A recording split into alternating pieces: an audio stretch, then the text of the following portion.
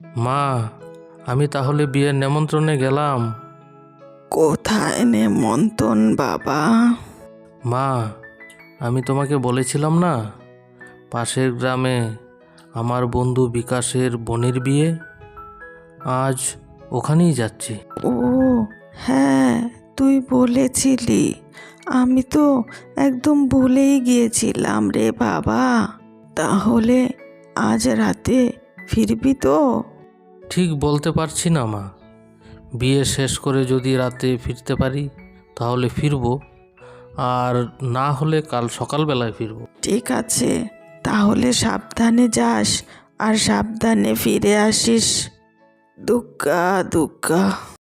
এরপর সুধীর তার বন্ধুর বাড়ি যাওয়ার উদ্দেশ্যে বেরিয়ে পড়ে। এটাই তো বিয়েবাড়ি, তাহলে বিয়েবাড়িতে কোনো লোকজন নেই কেন? কোনো বাজনাও নেই, বিয়েবাড়ি এত ফাঁকা কেন? বন্ধু বিকাশ, তুমি কি বাড়ি আছো?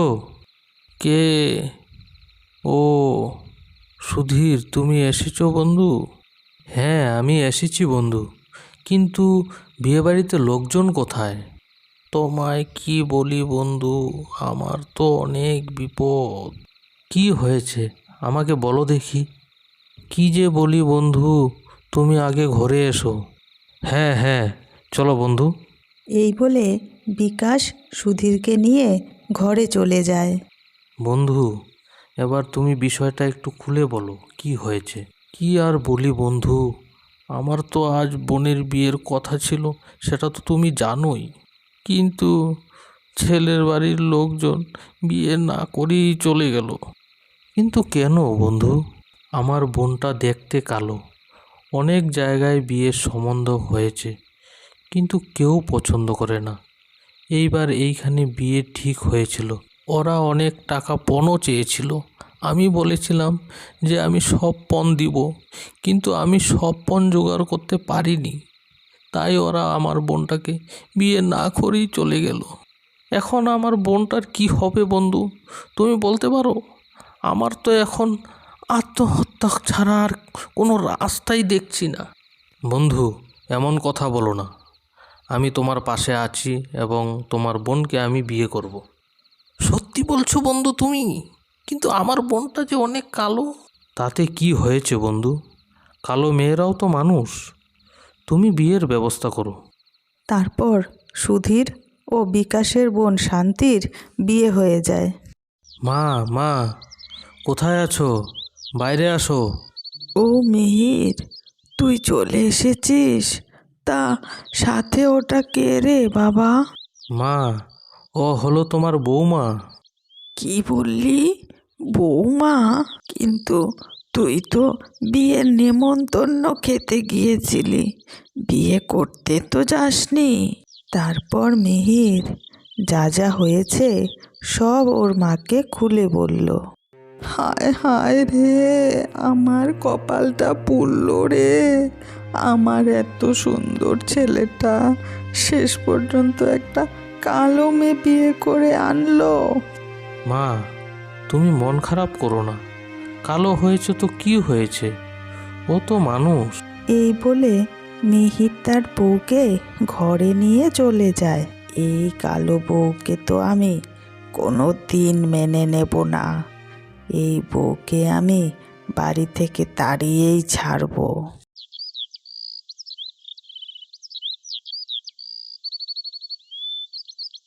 বউ, ও বউ, আমি কাজে গেলাম।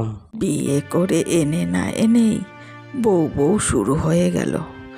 আমিও দেখছি এই বউ কিভাবে বাড়িতে থাকে। এই যে জমিদারের ঝি, বাড়ির কাজগুলো কি এখন আমি করব? না মা, আমি কাজ করছি। কি করতে হবে আমাকে বলে দিন। যাও, গিয়ে রান্নাটা করে আমাকে উদ্ধার করো। তারপর বউ রান্না করতে থাকে। সুধীরের তো আসার সময় হয়ে এলো। বউয়ের মনে হয় রান্না শেষ হয়ে গেল। যাই, গিয়ে দেখি। কি বউ, রান্না হলো তোমার? হ্যাঁ মা, এই তো হয়ে এলো। ঠিক আছে ঠিক আছে, তুমি এখন ঘরে যাও। মা, রান্নাটা নামিয়ে রেখে যাই? না, এক্ষুনি যাও। তখন বউ ঘরে চলে আসে এবং সারা দিন কাজ করার পর শান্তিও শুয়েই ঘুমিয়ে পড়ে। মা, রান্না তুমি করছো? বউ কোথায়? সে তো এখনো শুয়ে আছে, সারাদিন ঘর থেকেই তো বের হয়নি। এই শুনে সুধীর ঘরে গিয়ে দেখে তার বউ শুয়ে ঘুমোচ্ছে। এইভাবেই সুধীরের মা বউকে দিয়ে সারাদিন কাজ করায়, কিন্তু সুধীর আসলে নিজে কাজ করা শুরু করে।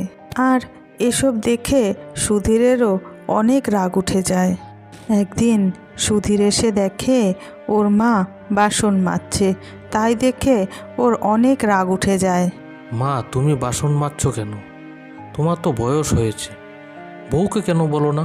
বাবারে, বৌমা তো সারাদিন ঘরেই থাকে, এই বয়সে বাড়ির সব কাজ আমাকে করতে হয়। আমি কোথাও চলে যাব, তুই আমাকে কোথাও রেখে দিয়ে আয় রে বাবা। না মা, এই বাড়ি ছেড়ে তুমি কোথাও যাবে না। বউ, ও বউ, বাইরে আসো তো। হ্যাঁ বলো, কেন ডাকছো? শোনো বউ, মায়ের অনেক বয়স হয়েছে। মা কি এই বয়সে বাড়ির সব কাজ করতে পারে? মা সারাদিন বাড়ির কাজ করে আর তুমি ঘরে শুয়ে বসে থাকো, তোমার লজ্জা লাগে না? কিন্তু আমি তো সারাদিন বাড়ির কাজ করি। হ্যাঁ হ্যাঁ, সে তো আমি দেখি কে কাজ করে আর কে সারাদিন বসে থাকে। তোমার মতো কালো মেয়েকে বিয়ে করেছিলাম, ভেবেছিলাম তুমি কালো হলেও মনটা তোমার ভালো হবে। ভেবেছিলাম তুমি আমার সংসারটা দেখে শুনে রাখবে, আমার মায়ের সেবা যত্নও করবে। তুমি আমার মাকে কষ্ট দিয়েছ, তোমার আর কোনো প্রয়োজন নেই এই সংসারে। বেরিয়ে যাও ওই বাড়ি থেকে, আর কোনো দিন আসবে না এখানে। এই কথা শুনে শান্তি বাড়ি থেকে বেরিয়ে যায়। আমাকে বাড়ি থেকে বের করে দিল, কিন্তু এখন আমি কোথায় যাব? আমার তো আর কোথায় যাওয়ার জায়গা নেই। এখন আমি কার কাছে যাব? আমি আর বেঁচে থেকে কি করব? আমি মরেই যাব। শান্তি যখন বসে বসে এসব কথা ভাবছিল, তখন একটি পরী আকাশ দিয়ে উড়ে যাচ্ছিল। শান্তিকে বসে বসে কাঁদতে দেখে পরী ওর কাছে এলো। কি গো, তুমি কে? এখানে বসে বসে কাঁদছো কেন? কি হয়েছে তোমার? আমাকে বলো। কিন্তু তুমি কে? আমি হলাম পরী। তুমি ভয় পেও না, তুমি আমাকে সব কিছু বলতে পারো। তারপর শান্তি পরীকে সব ঘটনা বলল। পরী, আমি আমার সংসারে ফিরে যেতে চাই। আমি চাই আমার স্বামী শাশুড়ি আমাকে ভালোবাসুক। বুঝেছি, তুমি কালো বলে ওরা তোমাকে ভালোবাসে না, তাই তো? ঠিক আছে, তাহলে আমি তোমাকে ফর্সা করে দিচ্ছি। না না পরী, আমি ফর্সা হতে চাই না।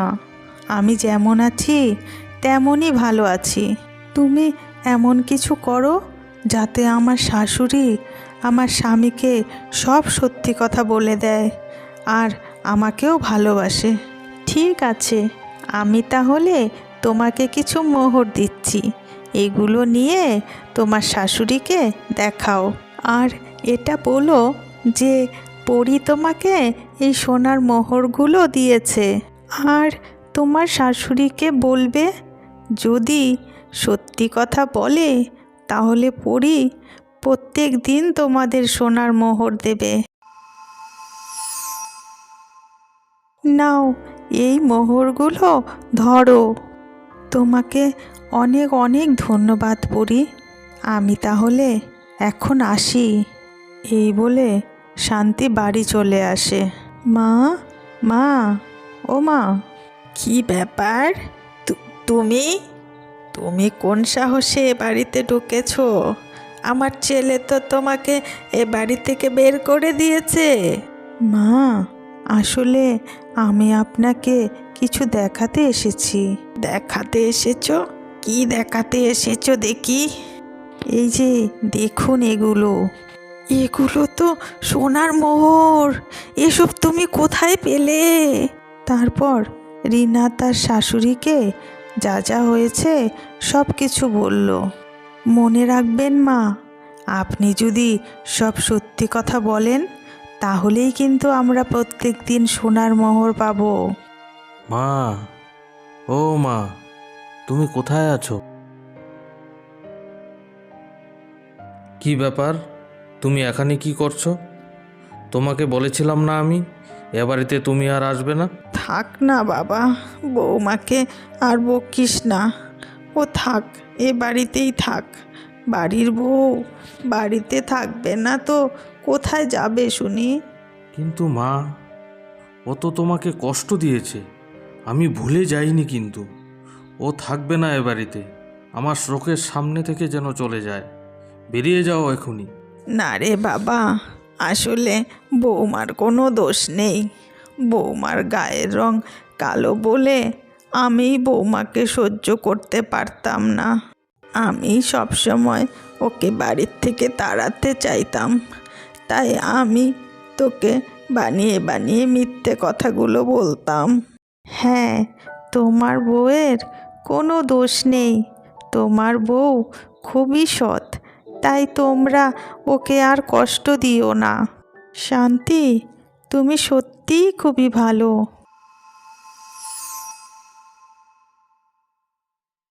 শান্তি, তুমি সত্যিই খুবই সৎ। তুমি এই মোহরগুলো রাখো, আর তোমরা সবাই সুখে শান্তিতে সংসার করো। আর বউ, আমি সত্যিই তোমার সঙ্গে অন্যায় করে ফেলেছি, আমাকে ক্ষমা করে দিও। এরপর থেকে ওরা সবাই মিলে সুখে শান্তিতে সংসার করতে থাকলো।